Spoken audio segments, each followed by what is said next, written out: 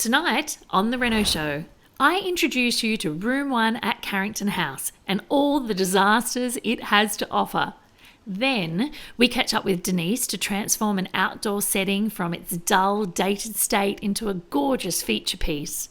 We then meet with expert painter Dan and he shares his top tips when it comes to sanding. And finally, we receive a visit from plant expert Chloe as she enlightens us on the best practices in choosing an indoor plant.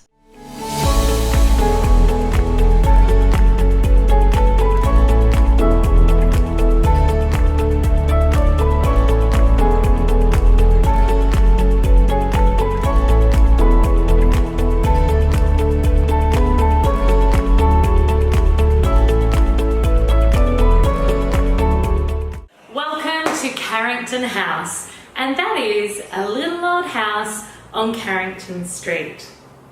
This is going to be officially a slow renovation in that I'm going to renovate each room one at a time with my hands or the hands of my team, and we're going to slowly and piece by piece show you every single part of the decision-making process, the challenges, and from the get-go.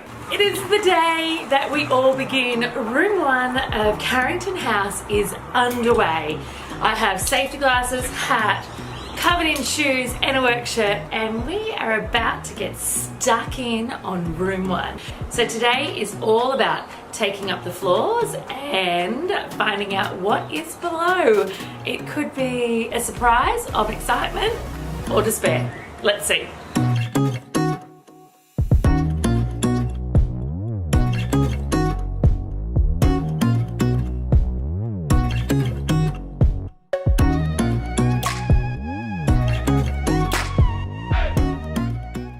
Don't get me wrong, it is so great that we can see where the water is and the extent of the damage, but whilst we have the fans drying that out, we now really need to find the source, because once we find it, we can fix it and we can get on with the rebuild.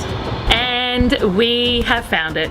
I've found that this looks like it's freshly plumbed in, but it's not. As you can, if you come around this side, you can actually see where it's moving, and that would be leaking through there straight into the house. And as we've had a lot of rain lately, that would be contributing to the dampness in there. I'm super excited. It is demolition day and I love getting on the end of a sledgehammer. What an anticlimax. Demo literally, the bricks literally fell away into our hands, and the reason for that is number one, there were no foundations under that wall, and number two, all of the mortar, it was a lime mortar, the wall just fell to pieces. So what does that mean for me? It does mean that I'm going to need to look at the foundations under that wall, but first I want to get this floor rebuilt and then we can chat to the first building team about how we're going to sort that out.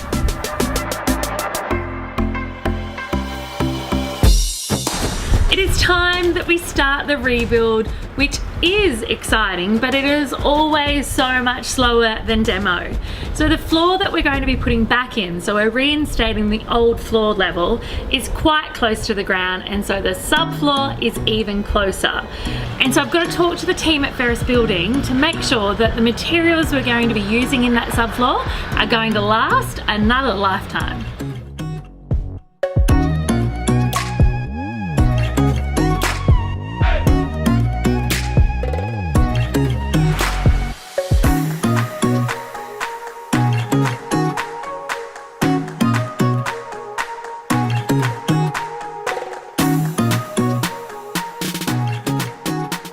The original opening at the front of this home was 2,400 wide, so it was quite a large combination of doors and windows. So to replace that, I'm not only installing a set of French doors that are rebaited so they fit perfectly together, but I'm making sure that I keep the original width by using a side light on either side of the French doors.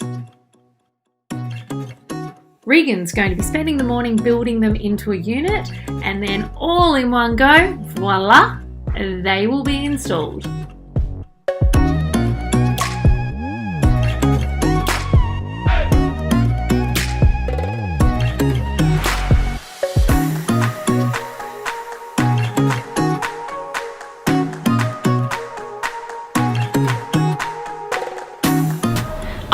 was my decision, but wow, these walls are in such bad condition.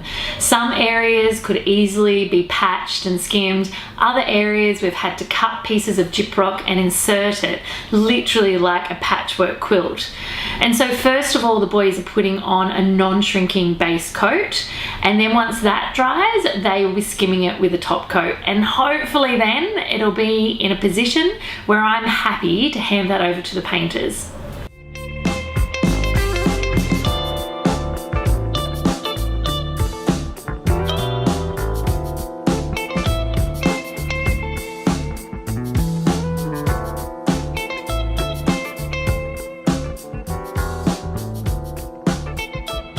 Oh, that looks good, hey?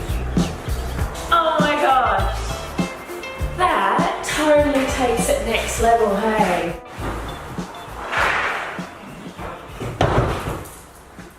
Happy dance. Regan, you're quiet about it. Do you like it? It's just work. It's just work. Do it all the time. Oh. It's hard to get too excited about it. I just think, I don't know, I think that totally takes it next level. I love it. I love it, I love it, I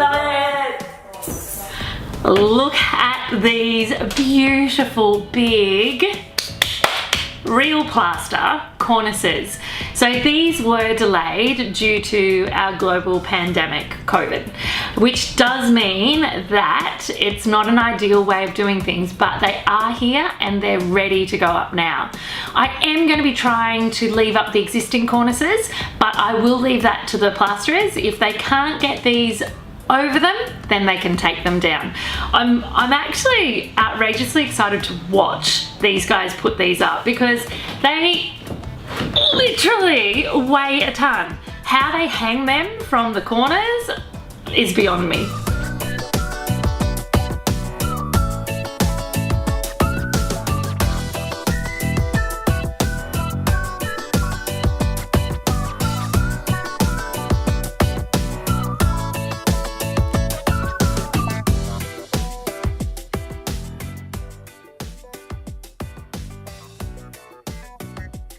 We've been talking construction.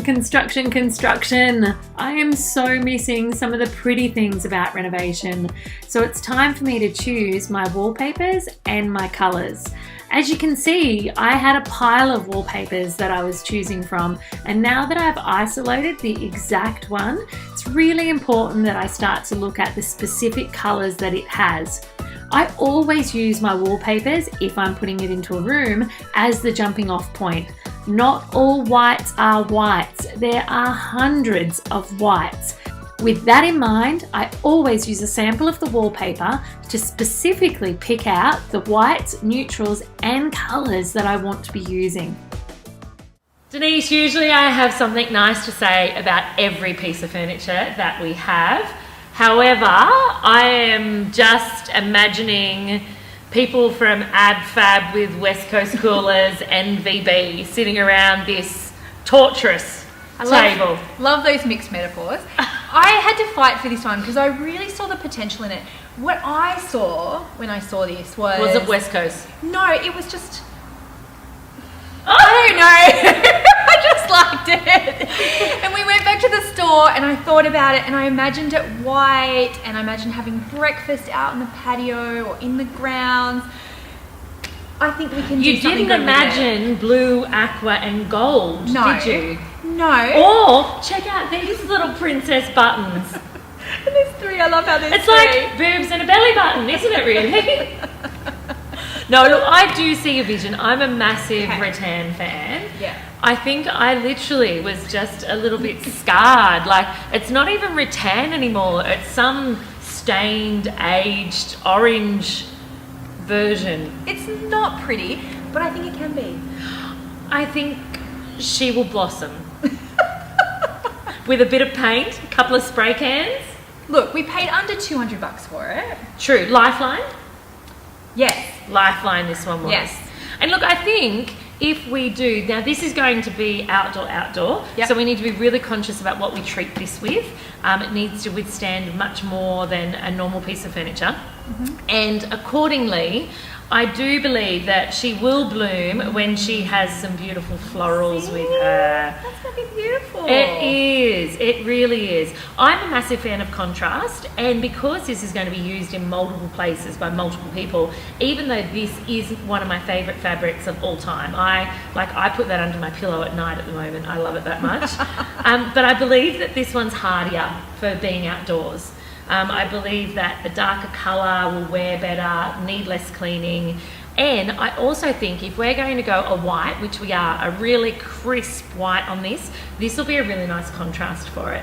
So I'm leaning towards this, but we can maybe decide once we've painted it. I'm gonna warn you, I'm gonna look for some more too. Pieces. Yeah. Okay. Yeah, I wanna see if I can find a couple of sets of this. Because I do love it. I'm just going to buy shares in the spray paint company, I tell you. Shares. I do love it too. I will love her. I'm not rejecting her. I will love her more, I am sure. It'll be okay. Yeah. All right. Goodbye. Now this one was a really easy one to make over. First, I needed to give it a clean down, and then a really light sand. And for this one, I did use a sanding pad, as I do find it so much easier on curved surfaces. Now, to make sure I got the bind that I wanted, given this has been highly polished before and it's going to be outdoors, I used an aerosol primer first. So I used a Zinza primer.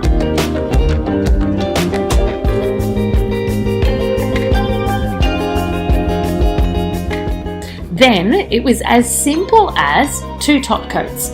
I chose to use a White Night product in a gloss white. I find the gloss is just that little bit easier to clean things down when grubby little hands get on them outdoors.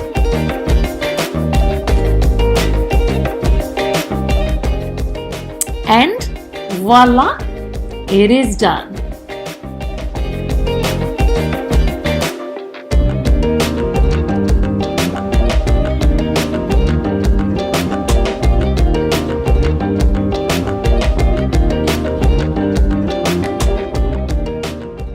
Rapid Renomate is the perfect renovator's companion for fast-tracking all your home projects, helping you renovate with ease and enjoyment.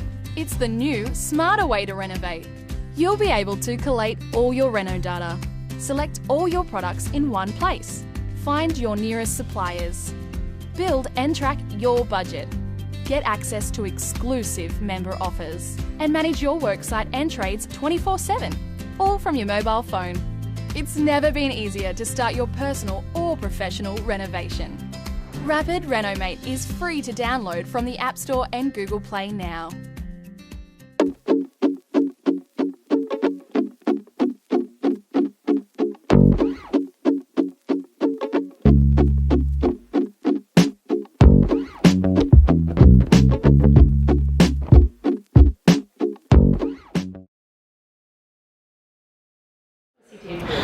As you just saw, Dan was undercoating the entire space with a Taubman's Ultra Prep. That is my absolute go-to when it comes to preparing a surface to paint. Next step for us is gapping. I always like to gap once the 2 surfaces that I'm gapping between have already been primed. It just allows for much better adhesion. And it's after this that we then reassess how good our puttying and our sanding was before, because you'll be blown away at what you can see once you have some undercoat on the walls. Never ever be afraid to go again with patching and sanding after you've undercoated. It is one of the best ways to do it. Now, we are in an ideal position in that there are no floors in room 1. So it means there's minimal taping up to do, and it's okay if we're a little messy with the gun. The only thing that needs taping up in here are the GPOs and the door handles.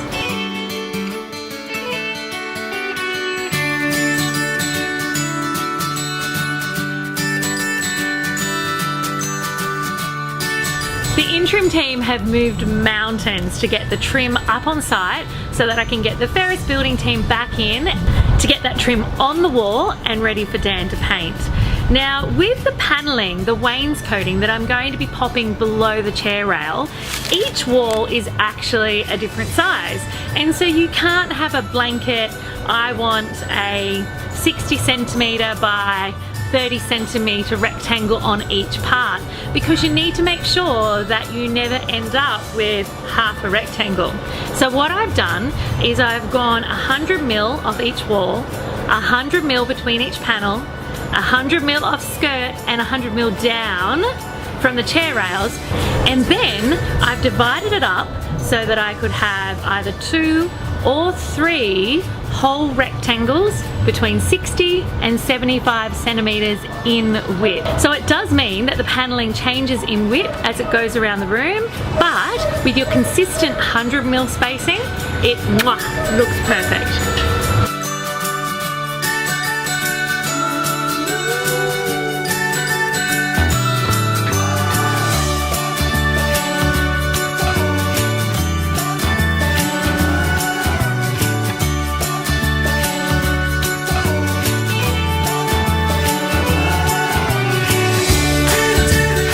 And now it is all over to Dan.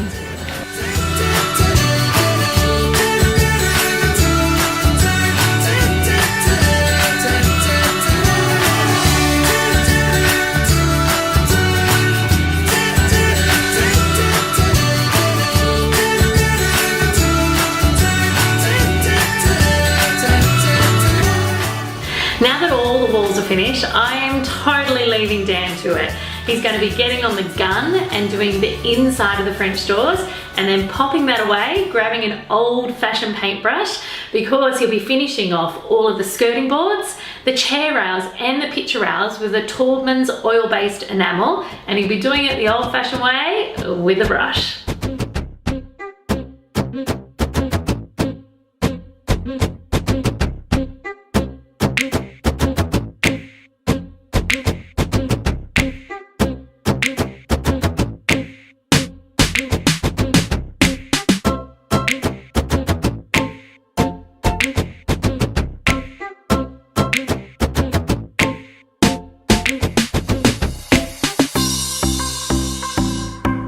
No matter what type of floor you're laying, preparing the substrate is so important. So in this case, Cameron's getting on and he's sanding down all of the joints to make sure that they're completely level and even. He's then applying a sealant, followed by an adhesive, which I just love watching happen, and then the boards go down.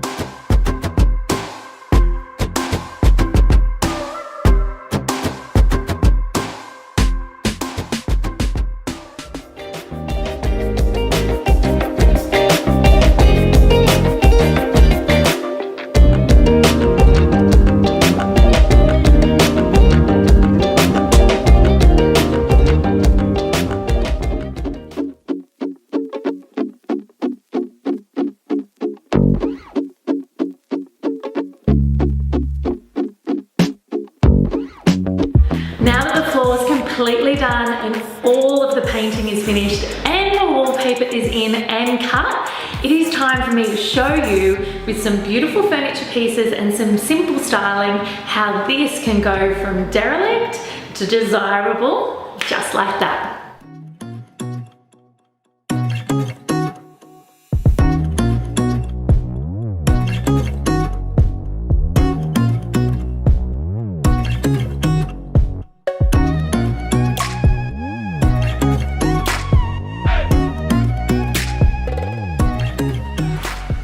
One is done. Are you ready to come in and check it out?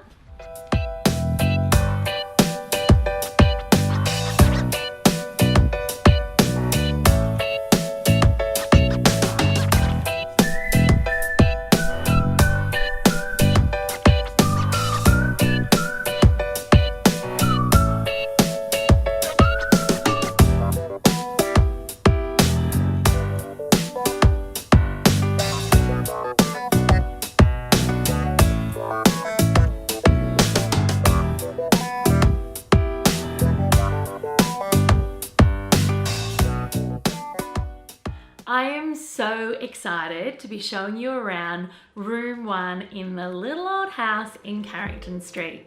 I was absolutely up against it when I started in this space. I had rotting whaling plates, no floor substrate, water issues, you name it. But I am now so excited to show you around what has become a beautiful, beautiful space. This room presents layers upon layers upon layers of textures and colors and patterns. Everything from the amazing vinyl plank floor from Floor, which I specifically chose because it is so hard wearing. It's actually waterproof. It's going to be impossible for me to kill it. All the way up to the beautiful blue. So the blue is called Comes the Dawn, the beautiful blue wainscoting. I think the marriage of the wainscoting, so all of the trims from in-trim and that gorgeous color has set such a playful yet calming tone for this space. And it wouldn't be me if I did not bring florals into this space in some way. In saying that, I have done it in quite a masculine way. The florals on this wallpaper are in a really, really deep, deep, strong navy. So I've tried to balance the femininity and the strength of that pattern by using it between the chair rail and the picture rail. That is right, no nails in these walls, picture rails all the way around. Now picture rails are something that you can bring into any property. Doesn't have to be a traditional space. They're a beautiful timber picture rail, so solid timber from in-trim, quite simple to fasten to the walls, and what that means is you'll be able to change the gallery of jewelry that you adorn your walls with whenever you like. My favorite parts of this room, wow, 2 absolutely stand out for me. One is the color of the door. I know that sounds crazy to be one of my favorite features, but the color of this door is mesmerizing. I've been sitting in here and staring back at it for hours at times. My other favorite feature of this room would actually be the cornices. So these ceilings are so high. They're like 3.3 meters, I think. So I've bought in a cornice that is large enough to be seen, but not ornate enough that it's going to distract from the rest of the detail in the room. The big viewing. One of the most frequently asked questions I ever get is, how do I sand? People are constantly like, do I do this? Do I do this? Yep. Do I go only in one direction? Yep. Do I go in both directions? Yep. What do I do? So, my dad taught me to sand. So I'm not going to prophesize John, but I will let Dan talk to us because there's actually different ways to sand depending on what you're doing, right? Yeah, that's right. There's lots of different ways to handle things. So Perfect. Yeah. Okay, so let's go through this room. We have chair rails. Chair First of all, yep, we're going to clean them down first because we don't want any debris or rubble sitting on the top. We're going to start sanding it, and then all of a sudden our nice trims are badly damaged, and we have to repair them. so we have to clean before we sand, then we Clean have to before we clean. sand, and then clean again. That's a cleaning. So counterintuitive. In-trim timbers are all timber. Yep. So if we're going to sand this, now that I've cleaned it, how do we sand that one? Alright, for this part in particular, this trim, what I'd like to do normally is have a system where we start from top to bottom or bottom to top, whatever you prefer. Yep. So we start at the top here and we follow each through. So cover around a 30 centimetre or so area. And we're going to cover the top. And both ends done now, then we'll go to face. Then we're going to use our sandpaper, mould it to the moulding here. We'll get underneath first, there's a nice lip there, you can't really see. Yep. And we're going to mould it around this part of the round mould. And again, as it goes, you just fill So it's literally, for these, it's just like cascading down the trim. Yep, and you've got to get it all, you want it all to come up nice and uniform. You feel that's much better than... What we got is some rough walls here, existing walls that have got some patches on them. Yeah. So we've got our paper ready to go. I reckon there's like food and stuff on Yeah, the there's a few splatters around here. Oh, just touch. No, thanks for that. Yeah, nice. We've got our 120 paper and we've softened up a little bit. Yep. Now all we've got to do is place it firmly on the wall, flat. Okay, so we don't whack it onto the wall. No, we don't want to be creating any more holes than are already there. So what we're going to do is softly put it on the wall, nice and flat. Yep. We're going to get our right hand, if we're right-handed, that's Yep. how I would recommend we do it. holding on the bottom here, one up the middle. Yep. Right, just to give us a bit of stability and a bit of direction. We're going to direct with this hand, and we're just going to go up and down. Up and down. Like so. There's no up and down ladders. No ladders. Okay, it's easy for you because you're tall. Here we go. Let's go. Can you make this longer for short asses? That one's out, but yeah. Okay, I'm going to be one of the Oh! Yeah. It grips. It does grip, that's why it's good. So you got to use the other hand to pull it up a little bit. There we go. Beautiful. You get the hang of it? There's still a workout in it. Yeah, that's it. It's much faster than doing it by hand now. Oh my gosh. You could sand a room in like half an hour. Easily. 20 minutes, half an hour, big room like this. And done very well. How do you do ceiling then? So we've talked about trims, walls. Hey, see, I was about to bang it on the wall. Yeah, we don't want to do that. Place the head on the wall, Naomi. See, this is more my action. Look. That's much better. Except for the big one first. Yeah, we can get them. There you go. That's how you end up. Right, what about ceilings? Same thing. Exactly With the same, this? with the pole. Yep. So I might, On a big pole? on a bigger pole. I might be able to reach here, but basically we're going to put it on the ceiling like this and run from side to side. You're filling up the crud. Yeah, filling up with crud. So after a while, after you do a wall, Yeah. you're going to start to build up a little bit of excess paint that's been on the walls that we're getting off. That's not even dust, that's like chunks of Yeah, paint. there's chunks of paint. So what we're going to do is every now and then just run a scraper over it. A little bit better than that, obviously. That's pretty soft. Yeah, just clean it off. So that way you've got a better surface for the sandpaper to go direct to it. And it means another money saver that you're not ripping this out and replacing it every time. In a couple of minutes, yeah. And literally, otherwise, you could easily replace the sandpaper each wall. Yep. Easily. I love it. So, we've talked about how to sand trims, how to sand walls with a pole. If someone doesn't have a pole Yep. and they're sanding this wall, what's the most efficient way to do it by hand? Probably with a sanding sponge, right? The ones I love. Would you like? Yep. And then can they then, because I don't like that way, I love this way. Yep. Can we do that? A circular motion's fine with this, but we don't want to be, we're not going to be pushing as hard as we were as on the trims. Okay, so It's gonna be lightly. very light pressure. And in separate areas where there's a bit of crud or a bit of gyprock from patching or, a bit of food from whoever made a mess in the room, you want to just apply a little bit more pressure to those areas, but for most part it's just a nice soft sand. Okay, gentle sand. Gentle sand. And then a clean. And a clean. Wipe down. Broom. Nice. Yep. Sanding is demystified. What a little basket of joy Chloe has for us today. There's multiple things in here today, Chloe. Tell me a little bit about this. So this is a philodendron caudatum, or also known as a heartleaf philodendron. Which it literally is. It's got these beautiful kind of, they're a matte finish. They're not high gloss, No. which I like. And you were telling me that this can actually get quite dark green. It can. As well. Depending on the lighting conditions, it can go dark green or a little bit lighter if it's had less light. Okay. Yeah. So this will survive in low light. It will. And also bright light, but not direct sunlight. Okay, there's not much that loves our Aussie sunlight, is it? Not direct. And that's why they're perfect for indoors. Okay, so this would work well in a TV, like a media room that didn't get a lot of light. Yep, perfect. Maybe a bathroom that didn't get a lot of light. Yeah. Or even a toilet. Could we put it as a hanging plant in a toilet? You definitely could. Or even on a shelf that does get a lot of bright light, hanging down off the shelf looks beautiful Like as well. trailing. Now, is this one of those ones you've taught me well that we can actually wrap some of the trailers around and they'll knit back into the soil so we get like a bushier plant at the top? It sure will. So you might be able to see there's a couple of nodes that grow on the bottom of the stems, and they will just grow straight into the soil and then send out more runners. That is clever. Yeah. But in the meantime, while we've got a little bit of a bald patch going on here, you've given me, it's a bunch of straw. This is a tillandsia. Okay, a tillandsia. Now, there has to be an easier name. This is Spanish moss or Okay. old man's beard. Now, this is the one that people say is an air plant, right? It sure is. Does that mean I don't need to water it? You do, Naomi. It does need water. Where's the soil and the root system? How do I water know. that? So this can be dunked in a bucket of water and left for a couple of minutes, maybe 5 minutes.